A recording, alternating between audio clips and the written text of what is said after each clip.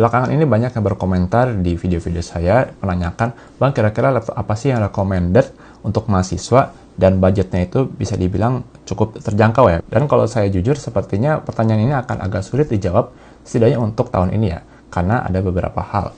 Jadi pertama adalah harga RAM itu naik ya secara umum, di mana banyak RAM itu diborong oleh perusahaan-perusahaan besar untuk kebutuhan data center, untuk kebutuhan AI mereka, sehingga RAM untuk konsumen, untuk laptop, untuk desktop itu harganya menjadi naik. Yang kedua adalah pengaruh dolar saat ini minimal sementara ini sedang menguat ya. Sehingga ini membuat laptop-laptop baru itu jadi agak mahal karena ya US dollar itu sedang menguat terhadap rupiah. Tapi kalau pertanyaannya, apakah ada laptop yang cocok dengan harga segitu dan cocok untuk berkuliah? Nah, menurut saya masih ada, tapi catatannya bisa dibilang cukup banyak ya. Penasaran seperti apa? Ya, simak video ini sampai habis ya. Jadi begini, kalau saya jelaskan secara singkat, pada intinya adalah laptop-laptop yang tersedia di pasaran pada saat ini dan harganya itu di kisaran 7 hingga 10 juta adalah laptop-laptop bisa dibilang sisa pada tahun-tahun sebelumnya. Jadi kalau kita perhatikan laptop dengan harga 7 hingga 10 juta itu kebanyakan saat ini menggunakan prosesor yang keluar pada 2025, 2024, bahkan ada yang hingga 2022. Jadi udah lama banget. Dan bahkan laptop-laptop yang biasanya saya masukkan di daftar rekomendasi laptop dengan harga 7 hingga 10 juta, salah satunya adalah HP 14 atau 14S, itu sekarang bisa dibilang langka ya. Kenapa ya? Karena pada saat itu dia secara value bagus, tapi kan ya prosesor pada laptop itu kan nggak selalu diproduksi terus-menerus saja, sehingga lama-kelamaan stoknya juga habis dan nggak mungkin HP bikin laptop yang seperti itu, laptop misalnya HP 14S, dan karena pengen murah, dia itu pakai prosesor yang lama ya. Nggak bisa seperti itu, karena mungkin prosesornya sudah tidak lagi diproduksi di pabriknya ya. Dimana kalau Intel itu biasanya antara di fabrication Intel sendiri atau di TSMC. Yuk langsung aja kita perhatikan kira-kira laptop apa saja sih yang tersedia dengan harga 7 hingga 10 juta pada saat ini. Oke, kita lihat laptop pertama kita di sini yaitu adalah Asus VivoBook Go 14 dengan AMD Ryzen 5 7520. Nah, kita langsung aja pilih varian yang paling murahnya ya. Ini 8 GB green gray, kemudian tanpa anti gores. Kita dapat harga 9,4 juta ya. 9,4 juta dapat apa aja? Jadi kita dapat pertama, karena dia resmi dan dia itu kerjasama resmi dengan Microsoft, dia dapat operating system langsung ya, Windows 11 yang resmi, dapat juga Office, kemudian juga dia dapat layarnya itu 14 inci Full HD, 60 fps dan 45% NTSC, jadi bukan layar laptop yang bagus secara color gamut ya, tapi ya ini standar lah untuk harga seginian. Prosesornya dapat yang AMD Ryzen 5 7520U, kemudian total sistem memori 16 GB, tapi kalau kita perhatikan di sini kita itu pilih yang 8 GB green gray ya. Sementara kalau kita yang 16 ini harganya akan tembus 10 juta. Jadi 10,5 juta. Ya, ini adalah realita di mana harga RAM itu sedang mahal. Ya, kita lihat di sini. Lanjutkan. Dia dapat front facing kamera 720p, nggak sampai Full HD ya bahkan ya. Kemudian wireless Wi-Fi-nya itu Wi-Fi 6E, ini lumayan sebenarnya. Dan kita lihat di sini USB portnya itu ada USB 2.0 satu buah yang Type A, satu buah 3.2 yang Type A, satu buah 3.2 Type C, HDMI, headphone combo jack di sini. Ini standar banget lah untuk laptop kelas segini. Beratnya sih diklaim 1,38 kg dengan baterainya. Ya, ini kita bisa lihat ya, jadi sekarang laptop zaman sekarang itu bahkan untuk yang merek sebesar Asus ya, itu harganya masih nembus 10 juta untuk dapat RAM 16 GB, dan sekarang 8 GB itu jadi normal baru ya. Siapa yang sebut gitu ya? Seingat saya Nerd Review sempat bahas seperti ini untuk salah satu produk merek lokal, tapi ya begitulah realitanya. Laptop lain di sini ada Axio Hype 5, jadi Axio itu adalah laptop buat Indonesia ya, ini minimal mungkin mereknya itulah merek Indonesia, saya kurang tahu persis di mana bikinnya, tapi kita coba cek yang paling murah variannya tanpa anti gores dan varian 256 GB dapat 8,4 juta. Dapat apa aja? Jadi dapat AMD Ryzen 5 6600H, ini udah lama sekali ya, seingat saya 2022 2023. Kemudian grafiknya AMD Radeon 660M, jadi ini integrated dengan yang satu ini dengan prosesornya. Displaynya sebenarnya lumayan ini, 16:10 ya, 14 inci, jadi dia tuh agak lebih meninggi. Memorinya sih bilangnya 16 GB, jadi ya kalau kita bandingkan dengan Asus yang tadi dia lebih tinggi. storage 512 GB, kemudian untuk portnya itu 2 buah USB 3.0, 1 buah USB 2.0, 2 buah USB Type-C, 1 Gen 1, 1 Gen 2, audio combo jack, HDMI 1.4. Seperti kebanyakan laptop-laptop lokal yang lainnya, ini nggak disebut persis, nggak disebut secara spesifik di sini apakah dia dapat Windows ya. Saya paham kalau dia di sini tulis ada Windows 11, tapi nggak tahu ini apakah diinstalkan atau dia itu Windows yang resmi ya. Dan satu yang pasti di sini kita belum dapat Office kalau memang perlu Office. Ya, ini juga salah satu kendala untuk laptop lokal seperti ini adalah kita nggak tahu bagaimana garansinya. Di mana garansinya itu biasanya sih ini bisa dilihat di sini 100% original dan garansi resmi ya. Tapi nggak spesifik berapa lama, kemudian bagaimana garansinya.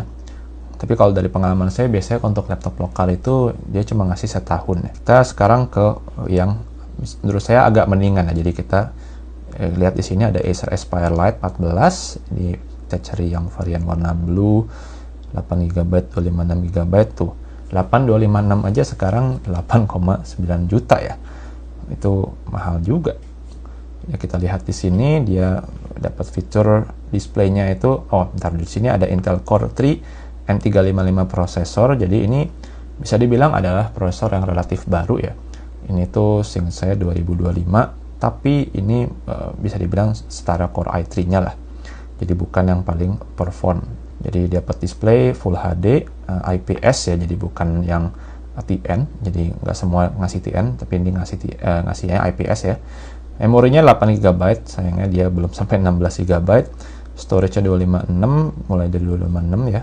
Bisa lihat di sini dia mulai dari 256. Untuk portnya dia dapat 3 buah USB 3.2 dan 1 buah USB Type-C. Fitur lainnya Wi-Fi 6 yang masih standar, Bluetooth 5.0, webcam, dapat OS, dapat home and student yang lifetime, dan dapat garansi resmi Acer 3 tahun dan garansi toko 3 hari. Jadi ini salah satu kelebihan kalau kita beli merek besar seperti Acer, kita dapat garansi itu biasanya lama. Ya, tapi kita lihat di sini untuk merek sebesar Acer aja dia ngasih garansi. Jadi untuk merek sebesar Acer aja dia ngasih harganya itu hampir 9 juta untuk laptop yang RAM-nya nggak nyampe 16. Dan kalau kita beli RAM sendiri ya mungkin masih bisa sih di bawah 10 juta, cuma ya kita harus agak berjuang untuk nyari RAM satu keping 8GB lagi dengan harga yang cukup terjangkau. Dan sebenarnya masih ada satu lagi laptop di sini, yaitu adalah Advent Pixwar ya. Ini judulnya sih laptop gaming ya, dimana laptop gaming tapi nggak punya dedicated GPU, jadi ini pakai integrated GPU. Ya, ini kalau teman-teman mungkin cari laptop yang secara prosesor itu kuat ya, tapi nggak terlalu mentingin grafis, dalam artian nggak punya misalnya RTX berapa gitu dari Nvidia, ini bisa juga jadi pilihan. Jadi dia itu bobotnya dia kurang dari 1,95 kg. Jadi ini intinya berat lah, lebih berat dari laptop biasanya. Mungkin kalau dibanding laptop 14 inci, 15 inci tipikalnya itu ya bisa dibilang 40-50% lebih berat.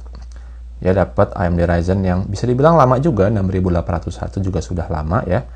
Berapa? 3-4 tahun lalu. Kemudian dapat AMD Radeon 680M, displaynya 15 inci jadi agak besar ya. Nah, RAM-nya sih lumayan dia 16GB, tapi ya kita expect itulah kalau gitu. Kalau laptop gaming, aku laptop gaming RAM-nya cuma 8 sih ya. Ngapain juga itu, sama aja bohong menurut saya. Apalagi dia mengandalkan integrated graphics ya, yang butuh RAM internal. Memori 512GB, kemudian dapat satu buah USB Type-C yang 3.2 Gen 1, Gen 2-nya ada Gen 2 juga. USB Type A 3.2, USB Type A 2.0, Type-C, HDMI 2.1, audio jack, SD card. Dapat Windows 11 Home original. Saya nggak tahu ini apakah nyala nggak lisensinya. Harusnya nyala ya. Hanya saja nggak dapat Office ya. Dapat garansi resmi 2 tahun. Oke, jadi teman-teman sudah lihat di sini kalau realitanya memang untuk laptop harga 7-10 juta itu sekarang memang posisinya lagi nggak terlalu bagus ya. Kalaupun kita tuh misalnya dulu kita bisa beli laptop harga 7 jutaan, tapi RAM 8GB ya nggak masalah, kita tinggal nambah mungkin 600.000, 800.000, dapatlah laptop dengan 16GB setelah kita upgrade sendiri.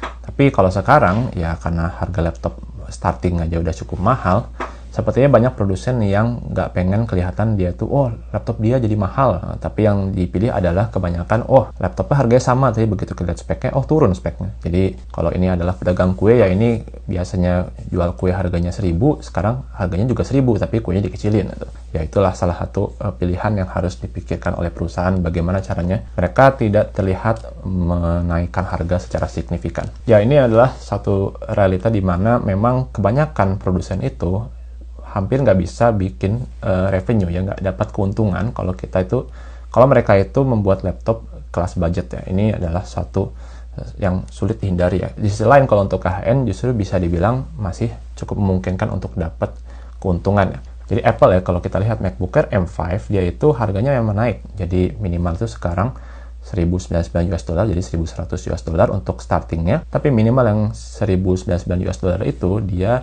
punya starting storage itu 512 GB. Sementara kalau orang mau nyari yang budget, dia bisa nyari MacBook Neo aja. Jadi setidaknya untuk jangka waktu pendek ini, kita nggak bisa berekspektasi kalau akan ada laptop yang, kalau zaman dulu tuh yang kere-hore ya, jadi Xiaomi-nya laptop gitu ya. Bisa dibilang hampir nggak mungkin lah.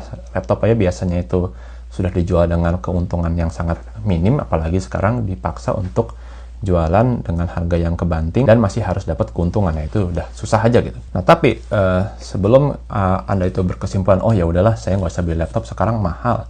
Nah menurut saya jangan begitu, apalagi kalau Anda itu mahasiswa. Jadi begini, laptop itu memang sekarang secara harga bukan pada posisi yang paling oke. Tapi menurut saya tetap untuk mahasiswa itu masih penting untuk punya laptop ya. Jadi begini, kalau dulu tuh saya meminta untuk anak-anak muda terutama yang mahasiswa itu untuk beli laptop, itu ya dari pengalaman saya pribadi ya, karena saya merasa banyak diuntungkan dengan punya laptop waktu masih berkuliah ya. Nah tapi kalau sekarang saya itu selaku yang ngajarin mahasiswa, saya melihat ada perbedaan skill yang cukup signifikan antara yang terbiasa bekerja dengan laptop dibandingkan dengan yang terbiasa bekerja untuk belajar dan sebagainya itu hanya mengandalkan HP. Jadi untuk pakai Excel-nya pakai HP, kemudian untuk chat GPT-nya, kalau sekarang itu katanya belajar pada pakai AI, chat GPT juga pakai HP, semuanya pakai HP, bahkan tablet pun enggak ya. Ini menurut saya adalah sesuatu yang agak-agak kurang efisien ya, karena ya HP itu kan mungkin cocok untuk kalau kita jalan, kemudian ngeluarin HP, ngecek sosmed atau balas teks dengan cepat ya. Tapi kalau untuk belajar sih menurut saya masih jauh lebih bagus kalau kita punya layar besar, punya keyboard, punya touchpad. Fitur-fitur tersebut adalah fitur-fitur kunci produktivitas ya. Saya ingat dulu waktu saya masih sekolah dasar, saya juga sudah dapat Excel dan menurut saya sangat-sangat membantu. Beberapa teman saya ada yang dapat pas SMP, SMA. Tapi ternyata belakangan ini saya melihat banyak juga mahasiswa ternyata sampai dia itu berkuliah nggak pernah nyentuh Excel. Wah itu menurut saya agak-agak berbahaya ya, karena apalagi di zaman sekarang itu job market nyari orang yang tech savvy ya, jadi ngerti teknologi, minimal ngerti software-software dasar lah seperti Office. Ya ini menurut saya kurang menguntungkan ya kalau kita nggak punya skill Excel atau skill Office atau skill berkomputer lainnya. Jadi masih banyak yang pinjam laptop temen atau mungkin ke warnet untuk bisa mengerjakan tugas ya. Jadi menurut saya meskipun sekarang itu kita nggak bisa dapat laptop yang menguntungkan dengan harga 7-10 juta, kalau memang belum punya menurut saya tetap saya rekomendasikan untuk beli ya. Karena kita itu sebenarnya kalau untuk mahasiswa nggak perlu laptop yang powerful amat ya.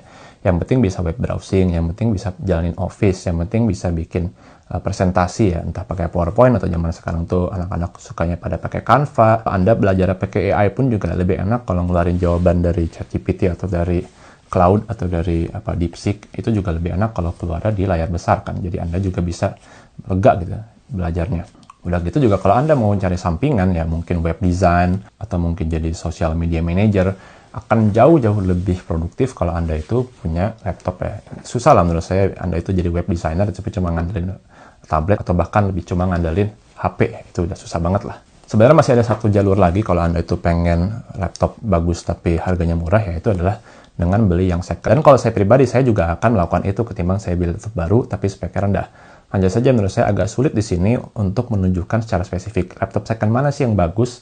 Ini ya karena setiap laptop second itu kondisinya akan berbeda lah. Ada yang mungkin masih oke, ada yang mungkin secara prosesor udah nggak bagus, atau mungkin RAM-nya udah ada yang korup, atau ya masih banyak potensial masalah lainnya ya. Jadi ya kalau Anda mencari laptop second menurut saya oke juga. Jadi mungkin Anda bisa cari bareng teman yang bisa Anda percaya untuk nyari laptop. Jadi intinya adalah, meskipun secara value laptop-laptop budget saat ini nggak terlalu bagus ya, tetaplah Anda beli laptop kalau memang Anda belum punya, apalagi kalau Anda itu mahasiswa, karena ini adalah salah satu kunci produktivitas Anda untuk bisa leap ahead, jadi Anda itu bisa maju ketimbang teman-teman Anda yang lain yang nggak punya laptop. Oke, mungkin yang nggak punya laptop, mereka masih bisa kerja di warnet, atau bisa kerja di pinjam temen, atau mungkin pinjam kakaknya, adiknya, atau mungkin orang tuanya. Kalau dari pengalaman saya sendiri, biasanya bekerja meskipun kantor saya mungkin provide laptop yang oke, saya masih lebih suka menggunakan laptop sendiri karena ya secara kenyamanan saya lebih suka pakai laptop sendiri karena lebih familiar, dan paling penting adalah saya bisa bawa kemana aja dan kerja kapan aja saya mau. Menurut saya itu adalah salah satu kunci produktivitas saya. Jadi meskipun saya bukan orang yang paling rajin, paling produktif lah seharian, itu enggak juga, tapi dengan ada laptop yang bisa diandalkan dan ringan dan bisa dibawa kemana-mana, itu menjadi advantage saya sendiri, dimana kalau orang-orang lain tuh mungkin nggak bisa kerja, saya itu mungkin bisa kerja bahkan di momentum-momentum di mana harusnya tuh orang-orang lain mungkin agak sulit bekerja, misalnya lagi nungguin orang lah, atau nunggu kereta, pesawat, ya tinggal keluar laptop kemudian bekerja. Oke, demikian aja video singkat dari saya, mudah-mudahan bermanfaat, mudah-mudahan bisa membantu teman-teman semua mengambil keputusan apakah teman-teman sebaiknya beli laptop saat ini atau enggak. Kalau belum punya, menurut saya sih tetap beli aja, apalagi untuk kuliah. Silahkan like video ini jika dirasa bermanfaat, subscribe jika tidak ingin ketinggalan konten lebar teknologi lainnya. Saya Ju dan terima kasih telah menonton.